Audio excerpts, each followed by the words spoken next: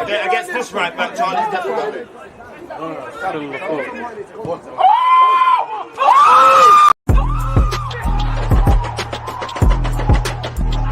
There's always just that active red back defending. I think it's like.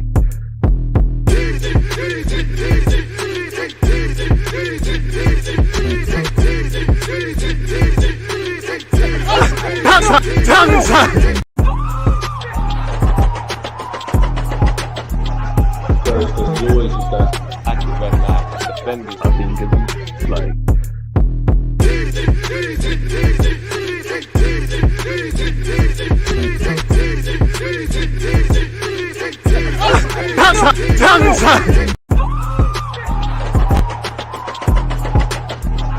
There's always just that active red back defending. I think it's like.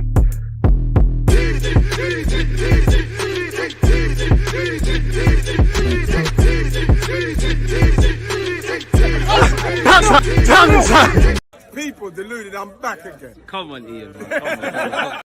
As Ian Wright just said there, people deluded, I'm back again. As usual, good morning, good afternoon, good evening, and in some cases, good night.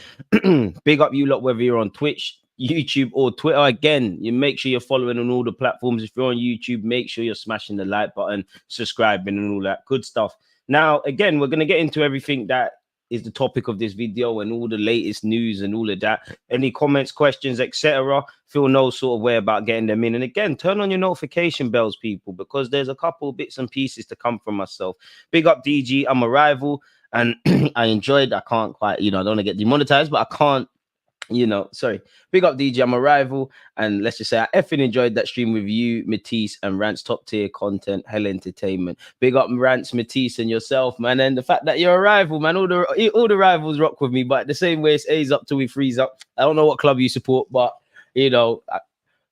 worst of luck to you in it, especially if you support Chelsea or Spurs. But based on your display pitch, you might be a United fan or something like that. Ben, big up yourself. Is Leanardo any good? I really don't mind if Andre goes to Fulham mainly. Marcos Leonardo, again, I'm no religious watcher of him, but I do think he's a talent. Obviously, in this day and age, if you're a talented young player and you've played well for 5 minutes, you're the next this, that, the other. Obviously, being a young Brazilian player, there's a wealth of expectation. Now, again, it's not how you start a career, it's how you finish, but in terms of, I think he's fairly exciting. I think he's a decent player. I don't quite think he's to the level of Endrick that's going to Real Madrid or Victor Roque, who's now a Barcelona player, but we could do a lot worse. And I don't really buy the links us linked with him. I think, obviously with the project we're trying to undertake and stuff like that, naturally he's on the radar, but I don't think it will be, if it is to be a young player, I think they'll be a bit more all-rounded, if I'm honest, like a Boniface or, how United went and got Højlund, someone a bit more seasoned. We're probably monitoring him and you never know. But yeah, and as you said, game time, any club he goes to, if he goes to a top European club, he might struggle for minutes. Whether he's better than Eddie Nketiah or not is irrelevant. But if he stepped through the doors at Arsenal today, you're probably behind Eddie Nketiah for a moment, in the pecking order. The same is going to be said for, the Martinellis, the Trossards, the Kai Havertz, who can all play up there, and obviously Gabriel Jesus, man.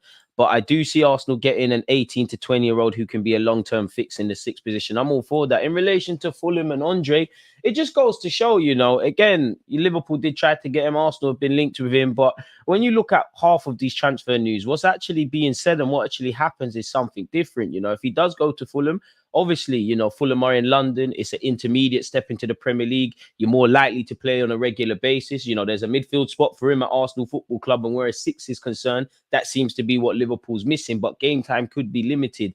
And maybe Liverpool have moved on from targets for whatever reason. Maybe Arsenal the same. You look at Cody Gakpo and Mudryk and all of these guys, what they, in the run-up to when they actually signed for whatever clubs they went to, they weren't the clubs that they were aggressively linked with. So this is why I say 99.9% of this stuff is BS, if I'm honest with you. Big up yourself, Ben. I appreciate the support. City fan here. Do you believe you have strengthened the squad to what it was last season? A bit of a sideward step, really. I did think initially we added depth, and if we took what we was doing last season and obviously just took it to another level and found other ways to play and players keep getting better, I think to a degree yes, but I think no, because again, we're meant to have strengthened. We look very frail defensively in terms of our options. If anything happens there, we're playing a dangerous game in midfield. So I would say it's a bit of a sideward step, but saying that, it is a bit harsh, because I do think Declan Rice in his own part individually has made us better, has strengthened our team, but it's not to the level where I'm sitting there and saying, yeah, you know what, Paul, we're going to take you boys on. I still expect us minimum top 3 finish, in my opinion. Champions League football goes without saying. Of course, I want to win a league, and I think the league has to be a priority, and you push you lot all the way. But playing against Manchester City, you probably need to target 90 points, and you have to near enough be perfect. And obviously, City, I think statistically at a point this season, you lot actually started the season a lot better than what you statistically do. But we all know when you lot get into groove of things, it's peak for everybody.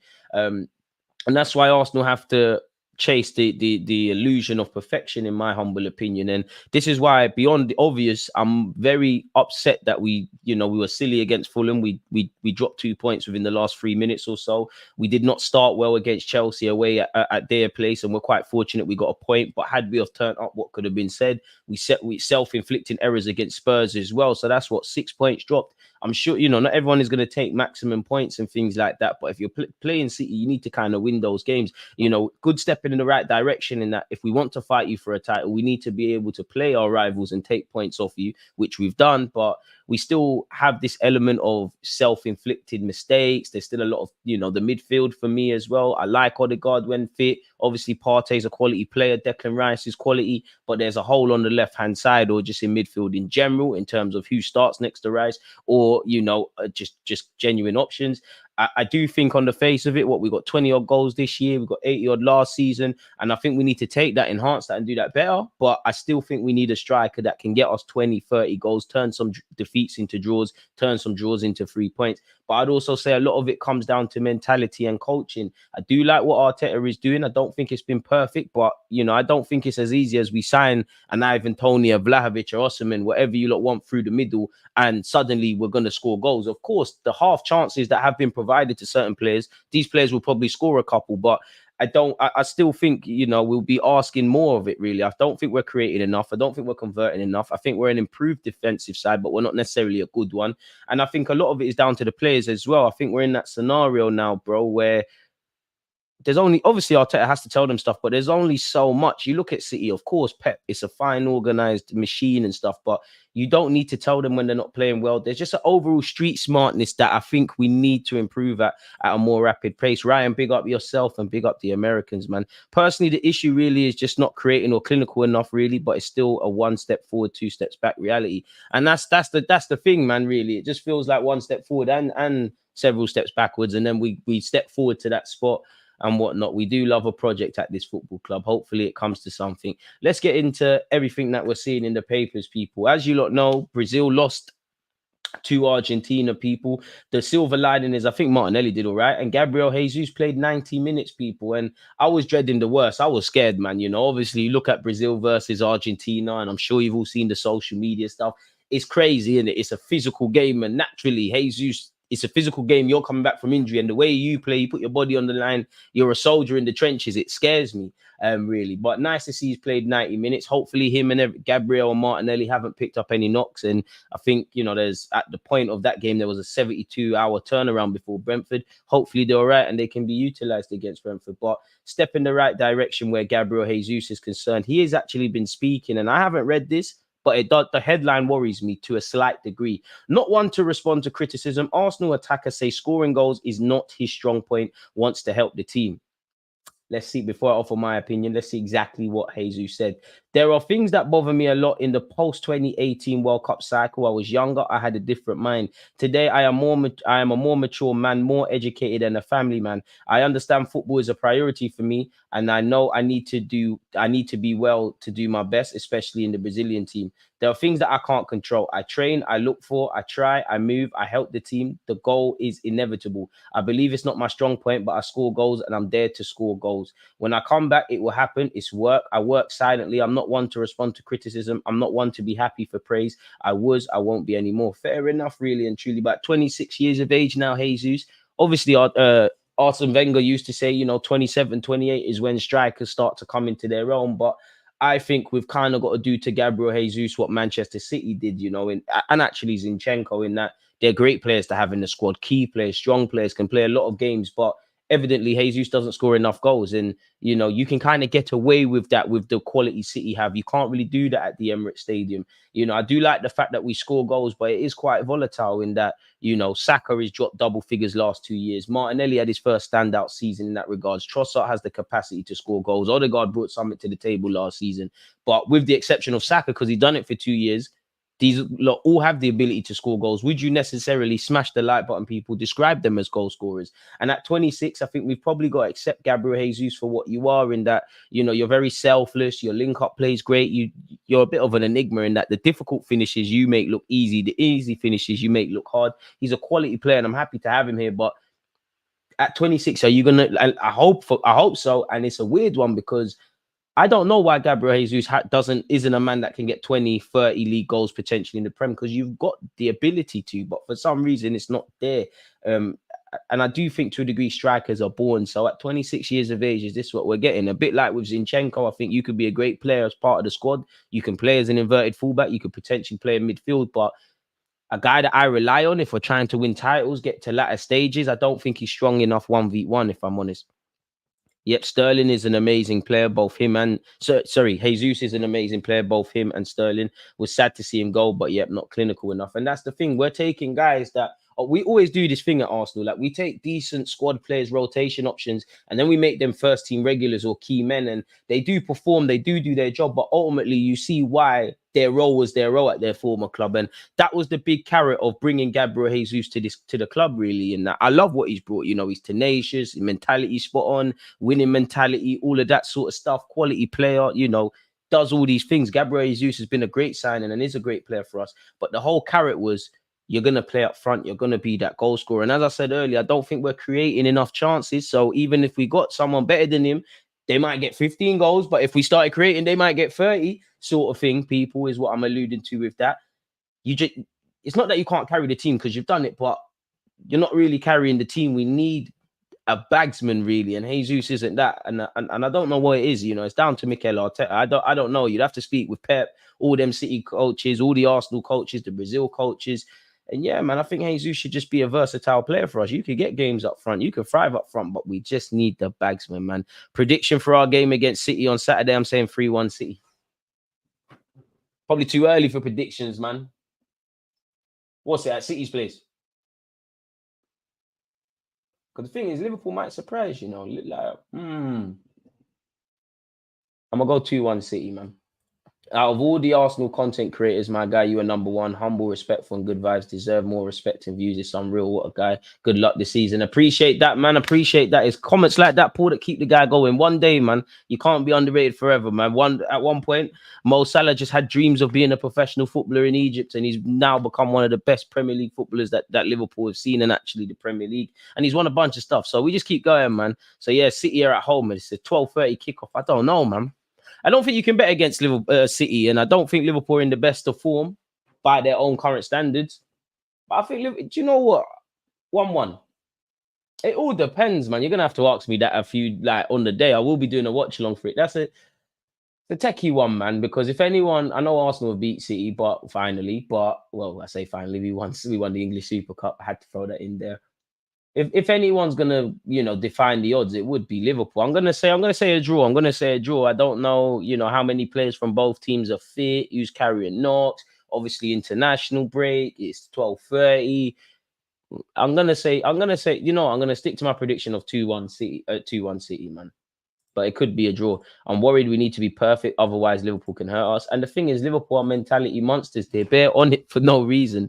Big up yourself, M. But yeah, that's that where Jesus is concerned, people. From one Brazilian forward to another, Marcus Leanardo, agent confirms time has come for Arsenal linked strikers transfer.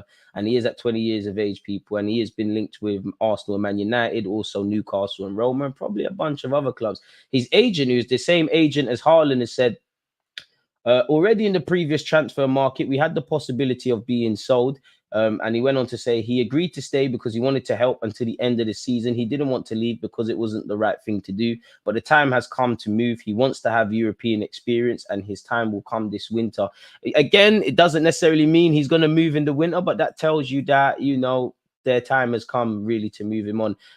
Between the next 24 hours, 3 videos to drop for myself. Once again, Arsenal and Man United on alert. A striker agent confirms plans. I mean, Arsenal and Man United need a striker, but unless he's an anomaly of a 20-year-old, you know, like to a degree, Haaland's age, not necessarily ability in relation to him, but Haaland's age is irrelevant because, you know, he's an anomaly. He's not the typical 20-year-old or however old Haaland is. If Marcus Leonardo in his own way is one of them, where there's a certain level you're playing at, fair enough. It wouldn't make sense for Man United, beyond the fact that he could be a great player, I'm sure, and develop. It don't make sense. Like, you look at United with Højlund, surely it makes more sense to buy an experienced striker so that that Højlund guy can learn, get to grips with things. And where Arsenal are concerned, I'm not going to say no to him. I'm not going to say no to a guy like this, but are you better than Jesus at this moment in time? Yeah, I'm sure you got potential to be great and stuff, but are you better than Gabriel Jesus at this moment in time? To a degree, then, I'm not really for it. We need a striker that is a better, proven more goal scorer than him, really. By all means, if you buy him and he's adaptable, he can play in a couple of roles, or you loan him out for a couple of years and he starts to play well, great, I'm all on that. But if it was just striker to help us with our Premier League title campaign, I'm not too sure. But saying that, is he worse than Eddie Nketiah? With the greatest of respect to Eddie, I don't know. But yeah, people, he's someone that I don't think he ends up at Arsenal or United. I think he'll make an intermediate step, and then maybe his next move after his first move into Europe is at one of the bigger clubs, man. £44 million release clause, though, a bit hefty. I mean, to be fair, if you're one of these clubs, and you know European clubs got money, in particular the Premier League, how many times do you see a player, you know, English clubs will bid for a player, they get rejected, and they might move to another club, you know, and it's for significantly cheaper. I'm sure all of you are tired of hearing about Douglas Luiz, but nonetheless, Arsenal face a fight to sign Douglas Luiz during the January transfer window, with Aston Villa determined to keep hold of the midfielder. The Gunners are long-term admirers of the Brazilian, who has scored 6 goals during an impressive start to the season. Allegedly, Arsenal tried to sign Luiz at the end of last year's summer transfer window and failed with 3 deadline day bids, with the last 2 of those worth 25 million. So if that is the case, boy, that price has gazumped because of, you know, what Aston Villa are doing, what Douglas Luiz individually is doing, the fact that we spent 65 million for Kai Havertz. If I'm, you know, Unai Emery, you was considering selling him, I'm saying there's no reason you can't give us 65, 70 million, whether we believe he's worth it or not. And it doesn't make sense for them to sell a player that signed a new deal recently until 2026 in January. You have to make an offer that is far too good to turn down. Like you said, Douglas in January, Daily Douglas in January, it fully is that, man. Remember, Daily do stand for some of you lot. So yeah, we know Arsenal have retained an interest in him. Obviously, with the question marks in our midfield currently, these links will not go away. I can't see it happening, but I'm not a transfer man, and I hope to be wrong, man, because he is a quality player with qualities I think he could bring to the team. Kai Havertz has spoken, people. He says he's happy at Arsenal. I mean, he's divided opinions. I wouldn't say we're happy with your performances, but nonetheless, it's always tough when you come from Chelsea because they are big rivals, so it can take weeks to get some trust from the fans, which is true. You did start on the back foot. You know, because of who you are, Kai Havertz. You know, again, you can play in a bunch of roles, but what do you thrive at? You know, speaking for myself and maybe a lot of you, when you're bantering your rival fans, he was someone you quickly got at. And yeah, you did start on the back foot, but the quickest way to convince people is to play well. And in the last few games, I wouldn't say you've been terrible, but the bar's on the floor, you know, really and truly with Kai Havertz. We're praising him for putting in a shift, for tackling. We're talking about watching games again. You know, there's no in between, because some people just hate the man's guts. Some people are comparing him to Berbatov and, you know, Bergkamp and Ozil and all these majestic footballers. He's nothing like that at all, really. And I think Kai Havertz's manager, Mikel Arteta, I've got a lot of time for you, but you have to hold the blame, really, because the 65 million at this moment in time hasn't been justified. And we hope that this is just a terrible few months in a long, prosperous career at Arsenal. But reality is you ain't done the business, really. It's always tough when you come from, well, we already said that. But goals and good games can help me get to it. And I'll always give 100% in games and training sessions. I think they'll recognize this as well, which is very important. I'm really happy to be here. Let's get some goals then, man. Let's get some goals. Allegedly, in terms of players returning for the Brentford game, Arsenal have received a major fitness boost ahead of the game on Saturday, allegedly. As we know, Jesus has played for Brazil, so you'd imagine he's in contention. Odegaard has been spotted in training, people. So that's a good step in the right direction for us, people. Let's start closing some tabs because it looks a bit prettier. If you want a striker in January, Football Insider might have poured cold water on that. Allegedly, Arsenal have decided to sign a new marquee striker in 2024, but could have to wait until the summer window, sources have told Football Insider. Apparently, Mikel Arteta is keen to supercharge his attacking options by signing a powerhouse striker. It's believed both Vlahovic and Ivan Toney are priority targets for Arsenal. Both players would provide a more physical presence and a different profile to current forwards Eddie Nketiah and Gabriel Jesus. We all know we once tried to sign Vlahovic. It hasn't banged, people. Apparently, the Gunners have continued to keep tabs on his situation after coming close to landing him almost 2 years ago, but it's believed Vlahovic is unlikely to be on the move mid-season. Meanwhile, a well-placed source has also told Football Insider that Brentford will ask for big money for Toney in January as his football ban comes to an end, which I don't see us spending on a player that ain't played in a number of months, really and truly. So it makes sense. I would love a striker. I would love a winger in January. I believe they're all of equal importance. I think there's multiple positions, but for me personally, midfield has to be addressed. Like, deal with midfield first. Anything else is a bonus because we're playing a very dangerous game. Like, we're bringing knives to a gunfight, essentially. Like, we're trying to pit City, who were a team that was getting ridiculous goals before they brought Haaland. We ain't got a bagsman. We are scoring goals and goals are spreaded around our team, but there ain't a bagsman there. I like Jorginho, but I do think with Jorginho, you kind of have to sign up for being weak on the transition, like Spurs at home, like to a degree, when him and Zinchenko are in the team at Chelsea away, you sign up for this. As I said earlier, it's like we take good players, guys that can be rotation options, and we try and make you regulars. We're playing a dangerous game. Any issues are our own fault. Anyways, people, on the topic of Jorginho and a potential extension at Arsenal, everything is at a standstill. We'll think about it after February. However, the priority remains Arsenal, is what his agent allegedly said. We would have spoke about this a few days ago, but allegedly Bayern Munich really pushed to sign Tomiyasu last summer. Bayern would love to sign him in January, but I've been informed he's not for sale at this stage. Bayern will keep monitoring the player situation ahead of a potential move next summer. Me personally, I don't doubt Bayern Munich and other clubs, but I personally believe that, I think Tomiyasu wants a contract extension, really and truly. His contract ain't got that long to go, and he probably is in line to get a new deal at Arsenal. I think this is agent-led, really, linking him with Bayern Munich. And even if we were to let Tomiyasu go, Timber's not fit. We can't afford to be doing any of that, people, if I'm completely honest. I'm sure a lot of you are keeping tabs on Lautaro Martinez as our quest for a striker goes on. There's no issue on a new deal for Lautaro Martinez, said the Inter Milan CEO. He's already said multiple times that he wants to stay with us for many years. We're on the same page. We want to continue to work together, so negotiations will be easy. So there you have that. Kieran Tierney's on the mend. He started well at Sociedad, then he picked up a hamstring knock. He's put on Instagram that he's back training, and you hope they buy him permanently. Apparently, where Chido Obi Martin is concerned, we've already agreed scholarship terms with him, and I'm not a fan of social media because some in the nose and Haaland people have said he's our very own Osman. I don't doubt his quality, but let the 16-year-old develop, man, really and truly. And half of these people that are doing all of this have not seen the man play 90 minutes. I'm not saying I'm an expert on him, but these are the same people that when he isn't doing certain things and goes through them tough moments are the first to say he's overrated. It's quite crazy. He's hit 10 goals, not belittling anything he's done, but he's hit 10 goals against Liverpool's under 16s, where it's not a full strength Liverpool side. And they didn't even have a proper goalie there, if I'm honest. So an outfield player winning goal. Don't believe me, go and ask. But pick him up anyways. It's nothing to do with him. It's just the media and doing all these crazy things. The agent of Genoa defender Radu Dragozin has named Tottenham Hotspur, Arsenal, and Newcastle as 3 clubs keen to sign him.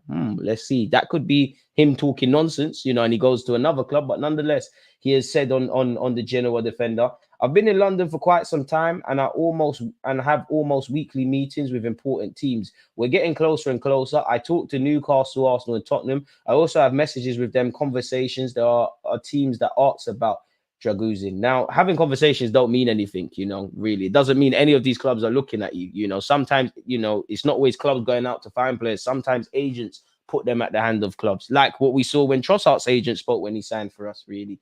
So We'll have to monitor that. In relation to Osimhen, according to a Chelsea report, a Napoli forward Victor Osimhen would prefer to join the Blues over Premier League rivals Arsenal and Spurs. I mean, Spurs are no-brainer, if I'm honest. But Nazer Kinsella has said it's a bad market for strikers in January. I agree. And Osimhen is a striker that everybody wants. He'd be a great fit, and Chelsea like him. Osimhen likes Chelsea. I had that information for a while now. He's always loved Chelsea, loved Drogba. That's true. They've got similarities. He'd be interested in Man United, but they're not going to sign a striker. It's basically Chelsea, Arsenal, and Spurs competing in the background, and Osimhen would probably pick Chelsea out of the three. Naturally, fair enough. If I'm honest, there you have that. A computer has revealed people Arsenal's title chances have halved in the last month. I ain't going to read that negativity, but there you have it. Apparently, people, there'll be a temporary stop to the season in January, and Arsenal are exploring a Dubai return in January. Arsenal are looking at the possibility of heading to Dubai for a warm weather training in January. The Gunners have been to Dubai twice before after Mikel Arteta was appointed manager in 2020 and also last season during the World Cup break. The COVID pandemic and congested calendar prevented Arsenal from visiting again in between those trips. With no Winter World Cup to contend with this season, the Premier League has reintroduced a winter break for clubs in January. Arsenal are now considering heading to Dubai during that period, with Arteta a fan of taking his players away to train in a warmer climate before a busy end to the season. And in terms of togetherness, that could be great. The mid-season break is structured to ensure that the Premier League matches will still be played every weekend over that period. 10 Premier League fixtures that are currently scheduled for Saturday, January the 13th will be split across that weekend and the following one. Arsenal are due to have no game on January the 13th and will return to action the week after at home to Crystal Palace, people. Before that, the Gunners' last game would be an FA Cup third round tie on the weekend of January the 6th or 7th, which would provide them with a window to head to Dubai, people. Osimhen looking for that 10-year contract. Listen, I mean, how old is Osimhen? He's in his mid-20s. You know, you're going to have an allegiance to Chelsea and Man United to a degree. And for African players, well, man had Drogba in it. And technically, Eto'o played for them man there. So it makes sense. And obviously, Chelsea will get better. I don't want to say it, but we all know Chelsea, as sooner rather than later, Poch, and maybe even not under Poch, but they're going to get back to doing what they're doing. So it makes sense. I do think Arsenal have a chance, but I do think we'd be behind Chelsea in that regard. If he's so good, why would he choose Fulham? I think that's a very bland way of looking at things, but I hear that. Ramsdale set to start on the weekend against Brentford. Obviously, Raya can't play any part in that. Apparently, Sky Sports journalist Rob Dorset has said Sam Johnson is now ahead of Ramsdale in the pecking order for England, which might add more fuel to the fire about Ramsdale maybe leaving in January and going to play. If he's not playing, it's going to affect his chances of playing for England. It's not good for Aaron. He's a top-class goalkeeper. There's no doubt about that. And Mikel has got a job keeping two really good goalkeepers very happy. Going into next summer, where Aaron is really pushing to be England goalkeeper, he needs to be playing, but I think January will be a little too soon to think about seeking a move away from Arsenal. I'm putting a lot of importance on the game after this weekend. That's when we'll find out a lot of answers from what Mikel was saying when they brought in Raya and when he was talking about rotating goalies. I mean, we have no choice. Raya cannot play, so I wouldn't say it's a case of rotation.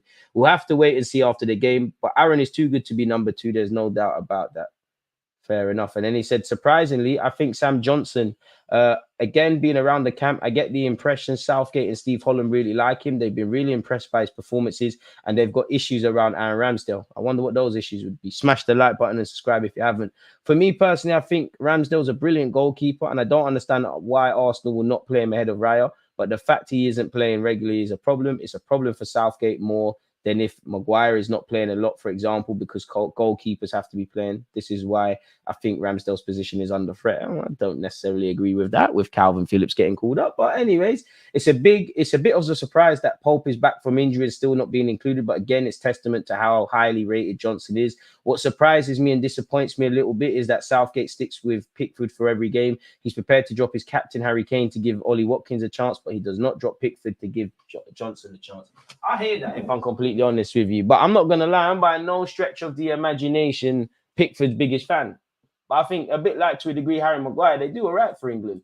Fabio Vieira has been linked with a loan move to Marseille, which if we address the midfield to the standard we need it to be addressed, great stuff. But no, you need to stay, if I'm completely honest with you. Apparently, a deal is said to be far from concrete at this stage, with the French side still trying to complete a deal to bring, Ben Yetta, centre back to their club. Romano has said Marseille have been linked with an interest in signing Fabio Vieira on loan, but it's too early to say on this one. Arsenal have not decided anything yet on players to leave in January, and also Marseille have still no director. So that probably tells you everything. Sorry for my alarm going off. And you're not allowed to leave. I'm not going to lie. Fabio Vieira, Emil Smith-Rowe, Aaron Ramsdale, anyone that's crying about a lack of football, I'm sorry, but if it was down to me, which is not, forget all of that. You in the summer you can do with that. Kanu did play for us, and obviously Arsenal, we got a big fan base in Africa. But in the recent years, you know, Jogba played after him. Chelsea probably been that.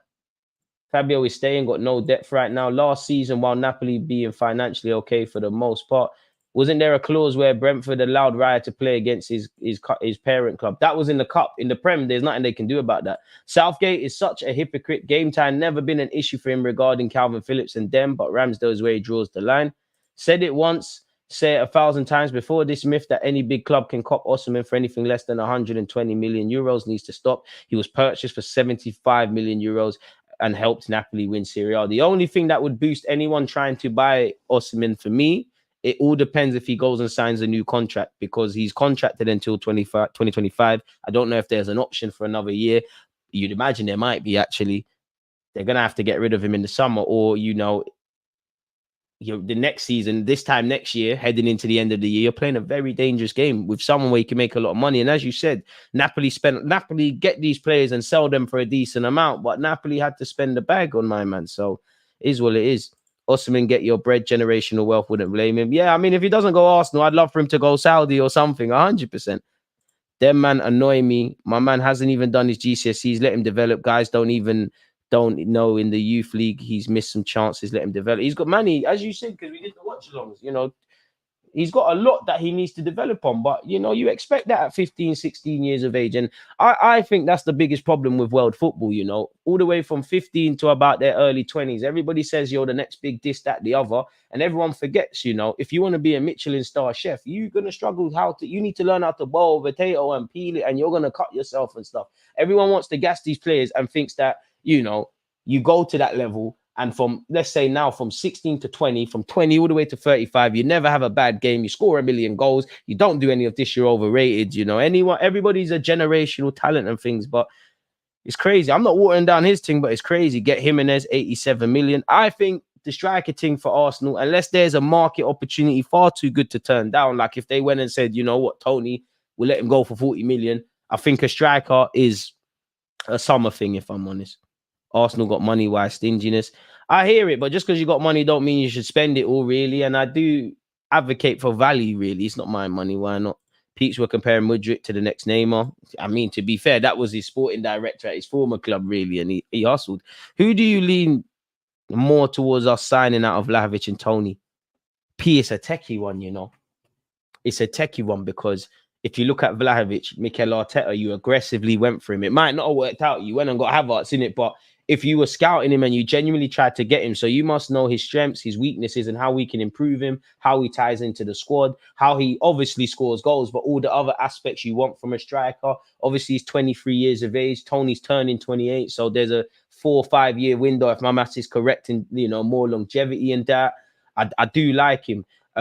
Against him, I don't know if you can do it in the Prem because you're playing in Italy. There is a bit of a tax there, even though I think a quality player can play anywhere, really. For Toney, he is Premier League proven. I do think from what, obviously, I'm watching Toney on a more religious basis. I think his general play is a lot more what I would want to see at Arsenal than Vlahovic necessarily, but these things could be worked on. Obviously, Juventus are trying to get Vlahovic to sign a new deal. So that's something there. But Toney's got 18 months. He's got a new contract. I mean, he's got a new agent. Brentford are clearly resigned to letting him go. Obviously, they're losing their 2 other strikers to the Africa Cup of Nations in January. He's probably not going to go. Obviously, we don't know how Ivan Toney's going to play after missing numerous months. So it does feel like Ivan Toney's more attainable. I lean towards Vlahovic more, but I lean towards Vlahovic more, but Toney's answered more questions, if that makes sense for me. Personally, I really like Toney, but Vlahovic, I think, is easier to model, but I don't know. Vlahovic ain't all that, I can't lie. Bro, you don't need to be all that. Just put the ball in the back of the net. Give me Toney over Vlahovic for now, but obviously Vlahovic has time on his side. I hear that, man. I just want to strike. I wouldn't even mind taking a chance on the Jimenezes and the Bonifaces and things, but they're going to cost ridiculous money as well, really. You know, Højlund's been playing professional, and he's a quality player, really. The former Atalanta man now Man United. How much did he cost? He's been on the scene 2 minutes.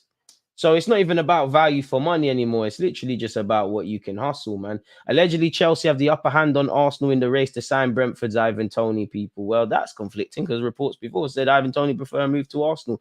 And I do think, a bit like the goalkeeper market, in the summer, the striker market, you kind of just need one domino to fall and then the rest where, you know, whether these guys move or not, but the Vlahovics, the Toneys, the Osimhens, I think once that first guy moves to whatever club, I think you'll see several other moves, really and truly. So that's what that said. Ornstein said a while ago, people, I don't think Arsenal are focusing on recruiting a striker in January. That is more likely to be on the agenda next summer. So we'll have to see, really and truly. But Toney will be a name we're linked with. Apparently, Premier League clubs have voted against a proposal to fast-track a ban on loan moves for players moving into England's top flight between associated clubs in the January window. So in theory, Newcastle could still get Ruben Neves, folks. So yeah, people, it's nice to see Arsenal didn't actually vote for that as well. We have been linked with Douglas Luiz. I've seen this report several times, but it says we're hell-bent on this signing in January. We can be as hell-bent as we like. You need to get it done. Fulham to devastate Liverpool, Arsenal, and Tottenham and seal 30 million euro deal for destructive midfielder.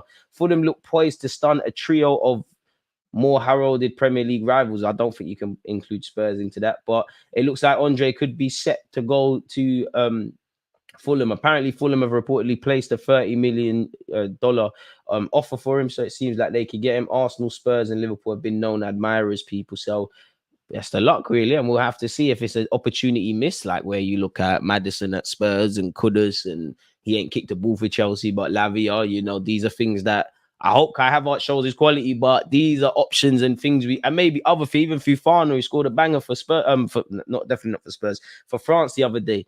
Surely, man, this was a better way of spending money. Even if I wouldn't have even advocated for 65 million for Douglas Luiz, but there's more logic at this moment in time last summer when Havertz signed in spending that money on Douglas Luiz than what we got. But it is what it is. For what it's worth, Aston Villa will refuse any bids from Arsenal for Douglas Luiz.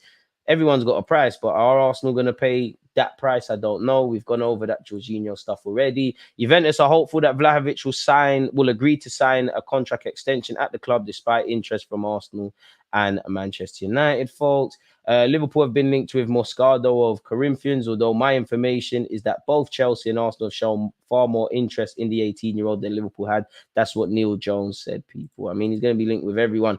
Barella would be the dream for me, but the dream is free. The hustle is sold separately, and he's another Inter Milan man, allegedly in talks to sign an improved deal, so we can forget about that. Gabriel Jesus and Odegaard are returning for the Brentford game with Partey. It is what it is. Apparently, Arsenal are in discussions over a deal to sign Fluminense striker Mateus Reis, with Edu trying to negotiate on the Brazilian's 44 million exit clause. Ooh, for a 16-year-old.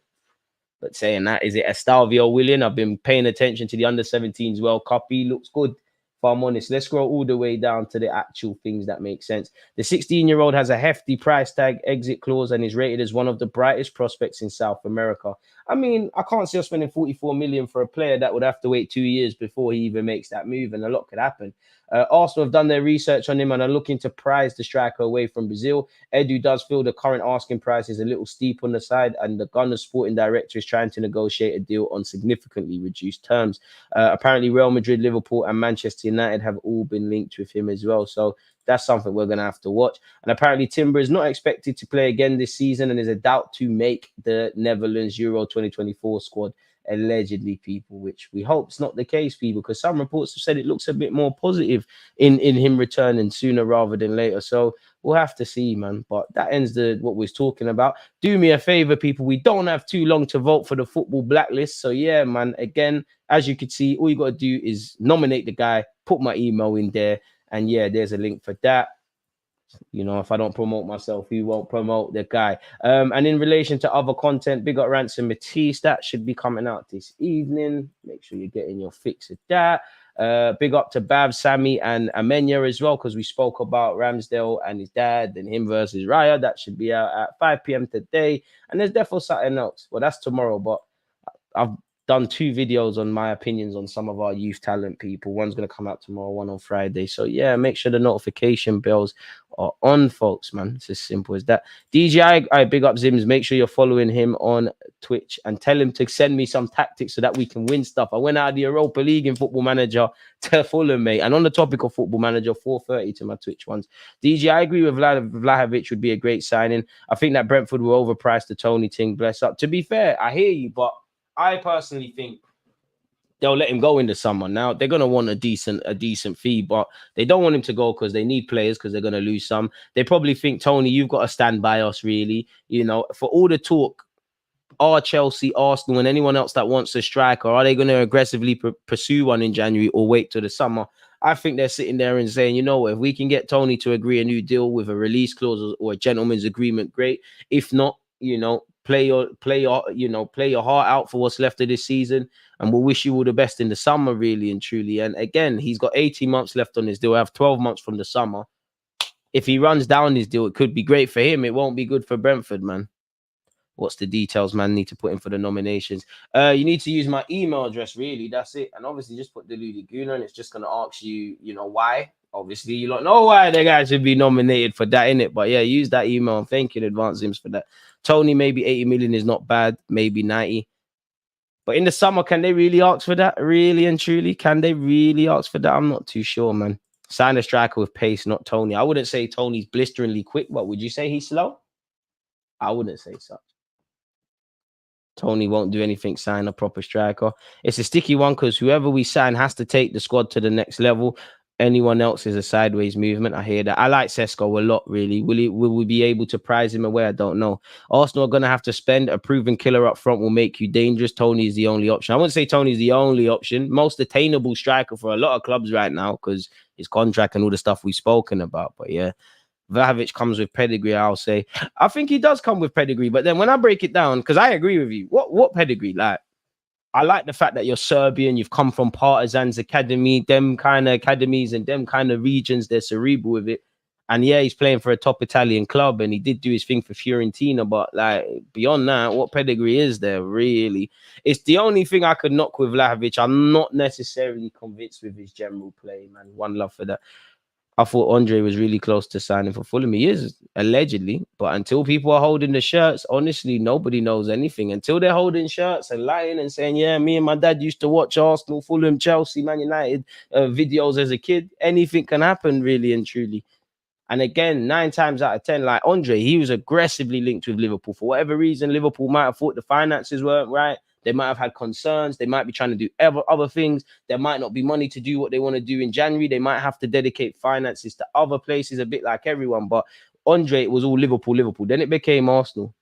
It looks like he could be signing for Fulham. Cody Gakpo, it was all Man United. Where did he end up? And then you go and listen to what Cody Gakpo is saying and hear how Klopp was talking to him for months and things. You know, to us fans, us normal footballing fans, the rumours are one thing, but what's going on in the back burners is another thing. As we speak, especially during this winter month, all these agents, these clubs, these sporting directors, they're all having dinners with potential targets and dotting I's and crossing T's and going to houses and doing all of those sort of things. Now, Mudrik's a bit different because Arsenal were just gazumped by Chelsea. But again, the same guy who's dead set for Arsenal, twerking for Arsenal Football Club. Where did he end up? So until people are holding shirts, anything can happen, man, in this life. I'll take your word for it, forever Arsenal, man. Fulham came out of nowhere, not gonna lie to us normal fans, but did they? Because I thought he was nailed on to sign for Liverpool purely because you're a 6. They don't have a 6, you know. Obviously, if Klopp wants to sit there and say, you know, I'm not playing with a 6, I'm playing with 3 other midfielders, that's a different thing. But you know, you're very dissimilar from the others, really. So I thought that was a spot for Arsenal. I would have loved him. We got South Americans here with doing things, but I thought he was nailed on for Liverpool, and the fact that they aggressively went for him. What's changed? And obviously, you know, if you're Fulham, you're probably sitting there saying, you know, we're letting Paulinho go potentially in January. There's a spot for you here, you know. Even Paulinho, he could have done a job for us, man. I'm not gonna lie, when I see Paulinho, Kudus, Maddison, Bruno Guimaraes, who else? There was definitely a name I said earlier, man. There's a couple of times. Now, we're always going to say he missed out on these players, but like there was just so many things we could have done at some point.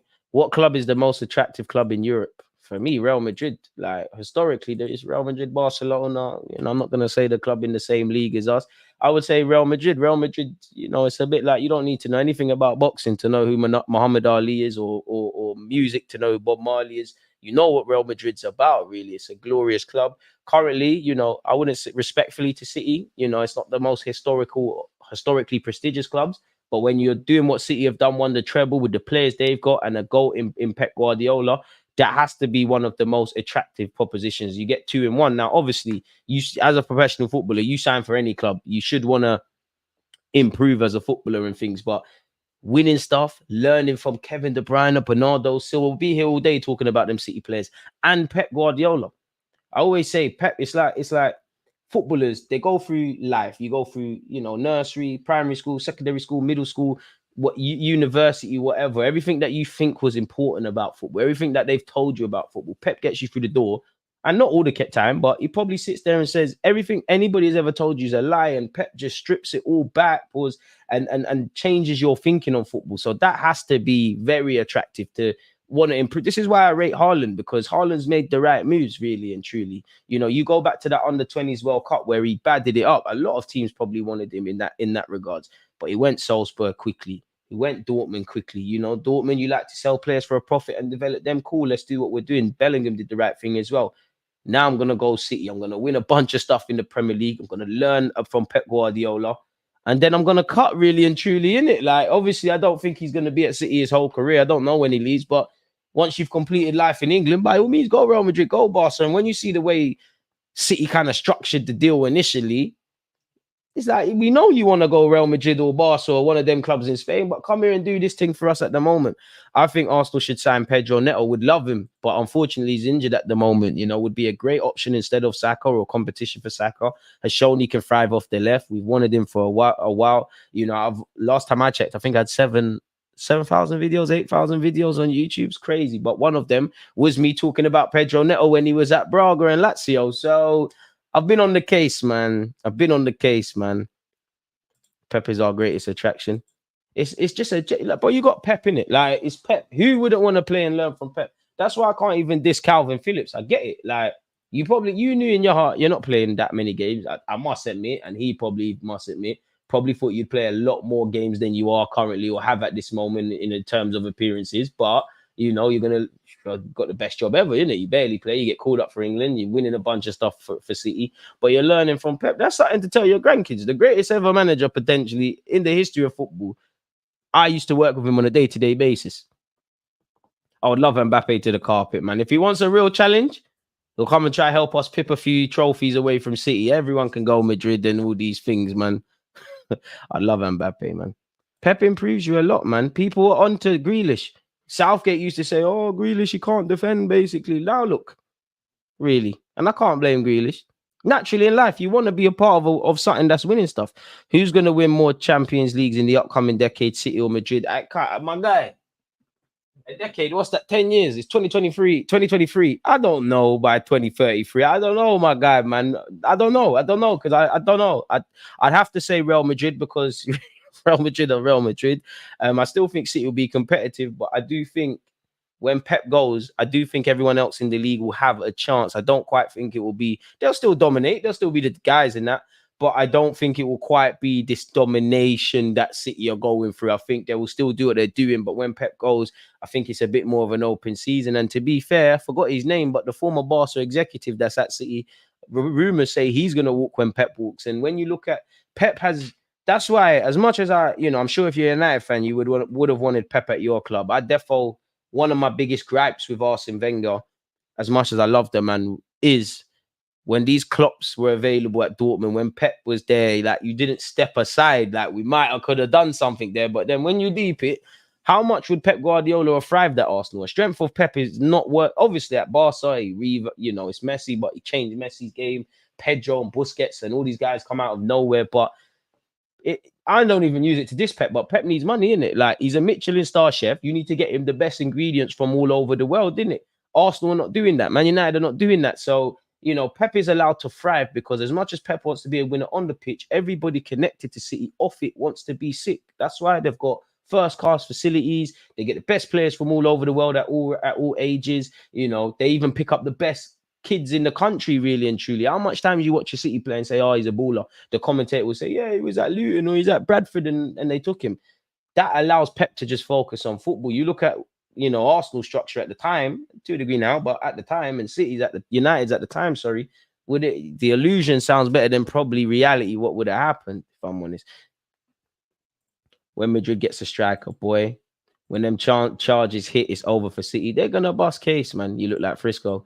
I mean, pause. Frisco's a, you know, very good looking man. So I'll accept that. We're both from North London as well, people. And we once upon a time went to the same barbers. But I just think you're being racist, Shaka B, man. What, does your baby mum like Frisco, yeah? Tell her about DG's thing still, you know. Let me cut my hair, but the greasy thing, shout me. But anyways, I'm making better noise.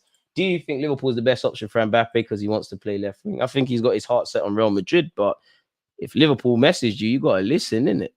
Give me Qatar owners, would be lit, man. Would be lit. That man said, nah, bro, we're chaining Pep to the team bus. I don't think Pep wants to walk until these charges, there's some resolution over it. And honestly, I don't know when Pep will leave. I can give you maybe getting a Klopp back in 2015, but no way the Kroenkes were going to sell a plan for Pep. And the thing is, like, even if we got Pep, it wouldn't have thrived. Like, we probably would have. Obviously, I'd put respectfully to Klopp. He's a sick manager in his own right.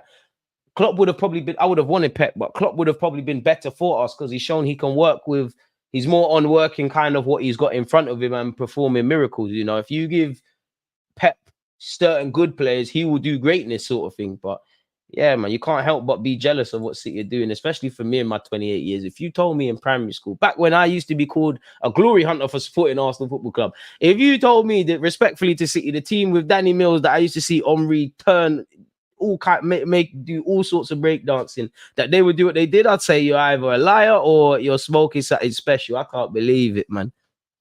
It's absolutely mad, man, really and truly. Would love Qatari owners, but the owner thing, the structures need to be in place, you know, because you look, it's completely different. But you look at PSG, they've got, like, when it comes to the money thing, like, they can do what City does, but there's a reason that City are doing the winning thing and they're not really and truly. So the structure needs to be there, really. That's almost the most important thing, really. In fact, it has to be.